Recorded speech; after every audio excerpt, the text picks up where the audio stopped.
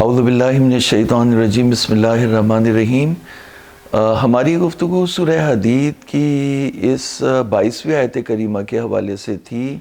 جس میں مصیبتوں کے بارے میں ایک بیان آیا ہے۔ پہلے اس کا ترجمہ آپ کے سامنے پیش کر دیں۔ بسم اللہ الرحمن الرحیم، ما اصاب من مصیبت فی الارض ولا فی انفسکم الا فی کتاب من قبل ان نبرأها ان ذلک علی اللہ یسیر لکی لا تعصوا علی ما فاتکم ولا تفرحوا بما آتاکم واللہ لا یحب کل مختال فخور۔ ہم نے یہ بیان کیا تھا کہ سورہ حدید جو ہے وہ اس میں کریشن کے حوالے سے بھی بہت سے حقائق بیان کیے گئے، اور اس میں مومنین کی جو دو طرح کے مومنین ہیں، ایک عملی اور ایک روایتی، ان کے بارے میں تفریق بیان کی گئی۔ اور اس کے علاوہ دنیا کی تعریف، دنیا کیا ہے، اس کو سورہ حدید نے ڈیفائن کیا۔ اس کے علاوہ زہد کی تعریف اور مصیبتوں کا بیان۔ تو مصیبتوں کے بیان ہی کے ذیل میں جو ہے وہ زہد کی تعریف ہے، اور وہ یہ ہے کہ تم جو چیز تمہارے ہاتھ سے چلی جائے اس پہ افسوس نہ کرو، اور جو تمہیں مل جائے اس پہ تم پھولے نہ سماؤ اور اتراؤ نہیں۔ تو جو انسان خود پسندی کا شکار ہو جاتا ہے نعمتوں کے ملنے پر، اور انہی نعمتوں کو دوسروں کے سامنے وہ اترانے لگتا ہے، تو یہ اس بات کو اللہ تعالیٰ پسند نہیں کرتا۔ تو یہ پہلے سے اللہ تعالیٰ کی کتاب میں، اللہ تعالیٰ کے علم میں یہ بات پہلے سے ہے کہ یہ مصیبت تمہارے پاس آئے گی، یا یہ نعمت تم سے چھن جائے گی، یا یہ نعمت تمہیں ملے گی۔ تو اگر ملے گی تو تم اس پر اترانا نہیں، اور چھن جائے تو اس پر افسوس نہ کرنا۔ اور یہی جامع ترین تعریف ہے زہد کی۔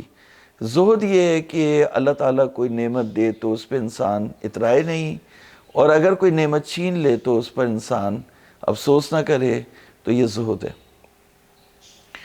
تو مصیبت کے بارے میں بتایا کہ ما اصاب من مصیبت فی الارض، زمین پر کوئی مصیبت بھی نہیں آتی، ولا فی انفسکم، اور نہ ہی تمہارے نفسوں میں کوئی مصیبت آتی ہے، الا فی کتاب، مگر کتاب میں ہے پہلے سے، من قبل ان نبرأہا، اس سے پہلے کہ ہم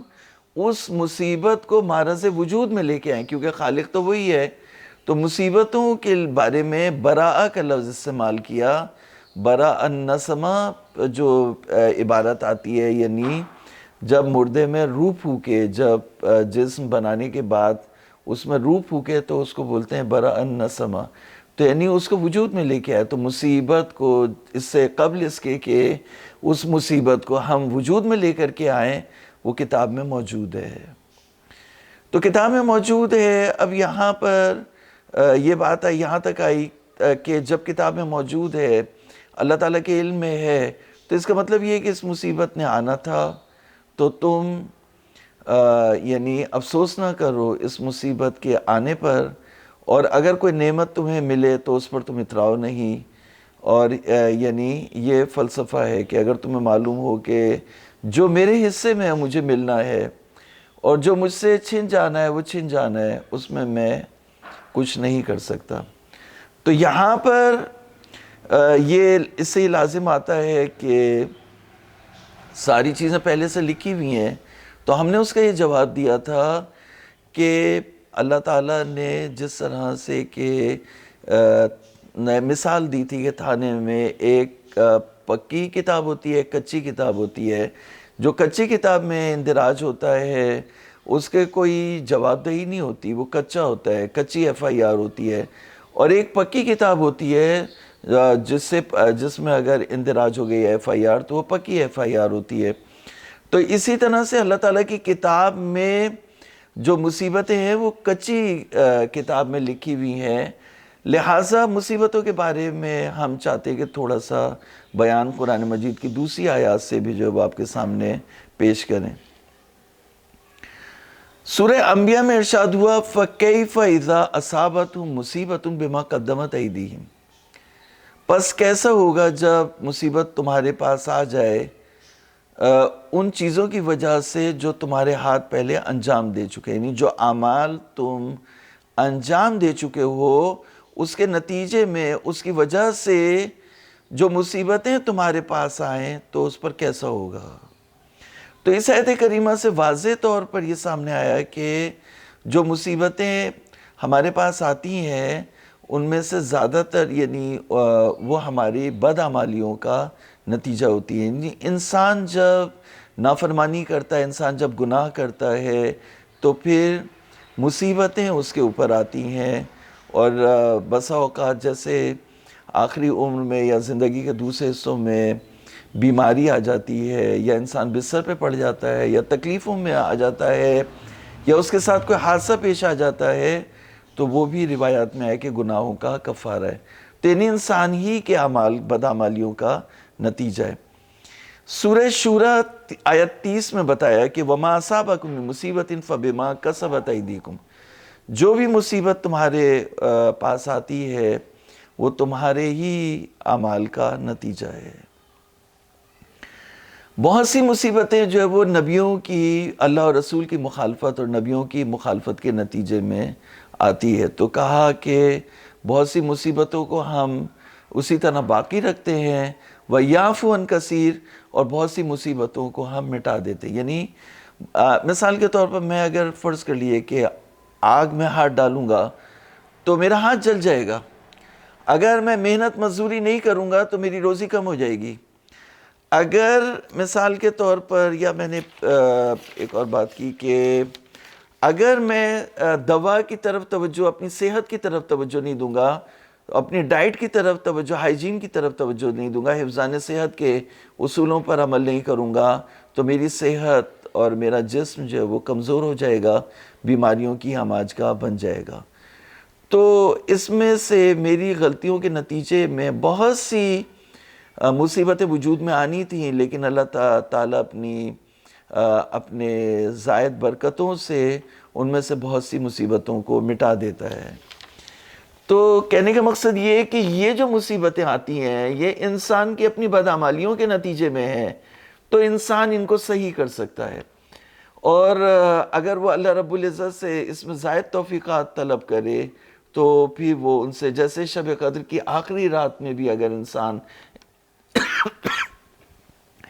انسان کا جو مقدر بنا تھا شب قدر میں بھی اگر وہ آخری رات میں اللہ تعالیٰ سے توبہ اور استغفار کرے اور عبادت کرے تو وہ اپنے بگڑے ہوئے مقدر کو بگڑنے سے بچا سکتا ہے۔ تو یہ بتانے کا مقصد یہ ہے کہ یعنی پھر یہاں پہ کہا کہ ما اصابک من حسنۃ فمن اللہ، جو نیکی ہے وہ اللہ کی طرف سے ہے، اور جو مصیبت ہے وہ تمہاری اپنی طرف سے ہے۔ سورہ تغابن میں یہ کہا ما اصابکم من مصیبۃ فباذن اللہ، جو بھی مصیبت تمہارے پاس آتی ہے وہ اللہ کے اذن سے، یعنی اللہ کی طرف سے مصیبت نہیں آتی، لیکن اللہ کے قانون، اللہ کی قدرت سے وہ مصیبت باہر نہیں ہے۔ اللہ تعالیٰ چاہے تو ان مصیبتوں کو بھی تمہارے پاس سے ہٹا سکتا ہے، اور تم اگر اپنی بدعمالیوں کو صحیح کر لو اور توبہ کے راستے کو اختیار کر لو تو تم بھی ان مصیبتوں سے بچ سکتے ہو۔ اس طرح اس سے یہ نتیجہ سامنے آتا ہے کہ مصیبتیں اللہ تعالیٰ کی طرف سے نہیں آتی، انسان کی اپنی بدعمالیوں کے نتیجے میں وجود میں آتی ہے، لیکن اگر انسان اللہ رب العزت سے توبہ اور استغفار کرے تو وہ ان آئی ہوئی مصیبتوں سے بچ سکتا ہے۔ جیسا کہ روایت میں بتایا گیا ہے کہ جب حضرت موسیٰ چھوٹے سے تھے تو فرعون نے کہا کہ فرعون بچوں کو ذبح کرنا چاہتا تھا، تو حضرت موسیٰ کو بھی فرعون ذبح کرنا چاہتا تھا، تو فرعون نے کہا کہ ایک ٹوکری تھی اس میں ہیرے رکھے اور دوسری ٹوکری میں انگارے رکھے، تو فرعون نے کہا اگر ہیروں کو پکڑا تو میں قتل کر دوں گا، اور اگر انگاروں کو پکڑا تو میں معاف کر دوں گا۔ تو حضرت موسیٰ ہیروں کو پکڑنا چاہتے تھے، لیکن حضرت جبریل نے ان کا ہاتھ پکڑ کے جو ہے وہ انگاروں کی ٹوکری میں کر دیا۔ تو یہ کہنے کا مقصد یہ ہے کہ مشیت کی طرف سے، قدرت کی طرف سے بہت سی ہیلپ آ جاتی ہے ایکسٹرا،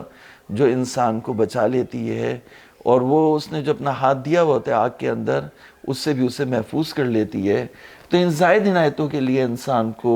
پروردگار کی طرف توجہ کرنا ہوتا ہے، لیکن یہ بات قابل توجہ ہے کہ مصیبتیں اللہ تعالیٰ کی طرف سے نہیں ہے، لیکن اللہ کے اذن سے ہے، اللہ تعالیٰ کی کتاب میں ہے۔ مصیبتیں اللہ نے نہیں لکھی،